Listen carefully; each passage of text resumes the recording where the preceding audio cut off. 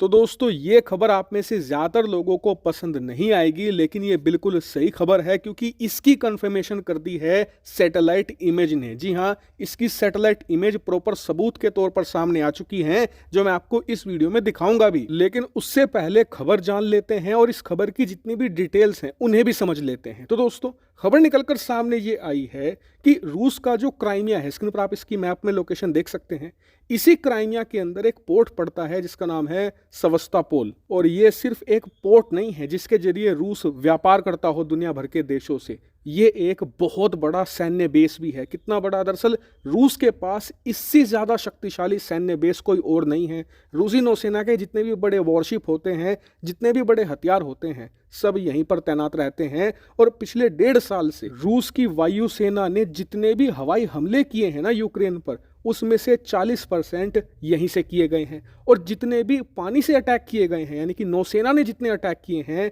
100% यहीं से किए गए हैं। इससे आप समझ जाइए कि ये कितना ज़्यादा इंपॉर्टेंट है रशिया के लिए। और यही कारण है कि पिछले कई महीनों से यूक्रेन की सेना लगातार क्राइमिया और इस पूरे सेवास्तोपोल पोर्ट को ही निशाना बना रही है। लगातार यहाँ पर ड्रोन अटैक किए जा रहे हैं, मिसाइलों से हमले किए जा रहे हैं। और यूक्रेन चाहता है कि ज़्यादा से ज़्यादा डैमेज पहुँचाया जाए सेवास्तोपोल को, क्योंकि जितना डैमेज सेवास्तोपोल को पहुँचेगा उतने ही कम अटैक होंगे यूक्रेन के ऊपर। और उनका जो काउंटर ऑफेंस है जिसके तहत वो रूसी सेना को पीछे खदेड़ रहे हैं, वो उतना ही आसान हो जाएगा। अब यूक्रेन के इन अटैक को देखकर रूस हाथ पर हाथ धरे तो बैठा नहीं रह सकता। इसीलिए रूस ने क्या किया, अपने जो सबसे बेहतरीन एयर डिफेंस सिस्टम है S-400, उन्हें काम पर लगाया और भारी संख्या में क्राइमिया और सेवास्तोपोल के आसपास S-400 की तैनाती कर दी। और इस तैनाती से रूस को फायदा भी मिला। पिछले कई महीनों से जो ड्रोन और मिसाइलों के अटैक हो रहे थे उसमें बड़ी गिरावट देखने को मिली।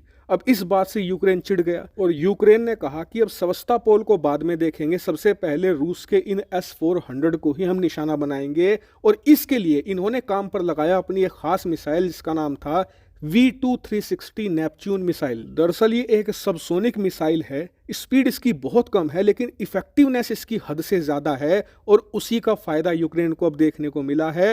आप अपनी स्क्रीन पर देखिए, पिछले कुछ ही दिनों के अंदर इस नेपच्यून मिसाइल ने क्राइमिया के अंदर जितने भी S-400 तैनात थे उनमें से करीबन 40% तबाह कर डाले हैं यूक्रेन ने। यानी कि पूरे द्वीप पर लगभग आधे S-400 लॉन्चर्स तबाह किए जा चुके हैं। ये बहुत बड़ी बात है। हालांकि आप में से कई लोगों को इस खबर पर शायद यकीन ना हो, मुझे भी नहीं था शुरू में। आपको बता दूं कि ये खबर 1 हफ्ते पहले आनी शुरू हो गई थी कि क्राइमिया में बहुत सारे ऐसे S-400 के लॉन्चर हैं जो एक के बाद एक डिस्ट्रॉय हो रहे हैं। इसको लेकर कुछ वीडियो भी सामने आई थी लेकिन कोई प्रॉपर प्रूफ नहीं था। लेकिन अब इसको लेकर प्रॉपर सैटेलाइट इमेज सामने आ चुकी है। आप अपनी स्क्रीन पर देखिए, जहां पर पहले S-400 तैनात थे वहां पर अब लेटेस्ट इमेज जब सैटेलाइट से ली गई हैं तो उसमें साफ देखा जा सकता है कि बहुत सारे S-400 के लॉन्चर हैं, उन्हें टारगेट बनाया गया है और डिस्ट्रॉय किया गया है। और इसमें वो क्लियरली शो भी हो रहा है, यानी कि पश्चिमी मीडिया और यूक्रेन जो दावा कर रहा है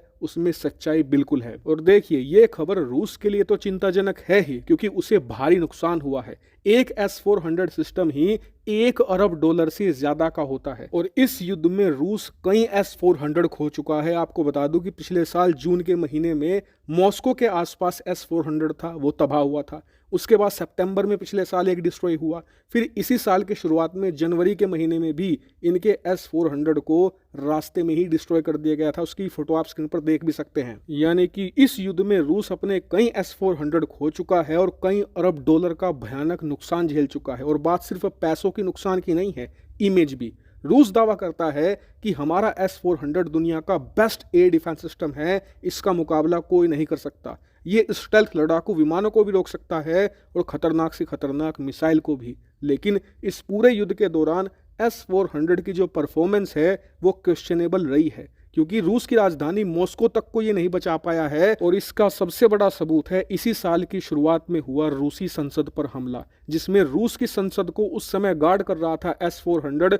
उसके बावजूद यूक्रेन के ड्रोन रूस की राजधानी मॉस्को के अंदर घुसे और रूस की संसद की छत पर हमला किया। और इससे कहीं ना कहीं S-400 की सुरक्षा पर देखिए सवाल तो उठेगा, क्योंकि भारत जैसे देशों ने गाढ़ी कमाई खर्च करी है इन S-400 को खरीदने में, और हमें पूरा हक है सवाल पूछने का और रूस को जवाब देना होगा। हालांकि इस मामले से जुड़ी हुई और भी खबरें आनी हैं, इसीलिए चैनल को सब्सक्राइब कर लेना। फिलहाल इस मामले में इतना ही। Thank you very much for watching.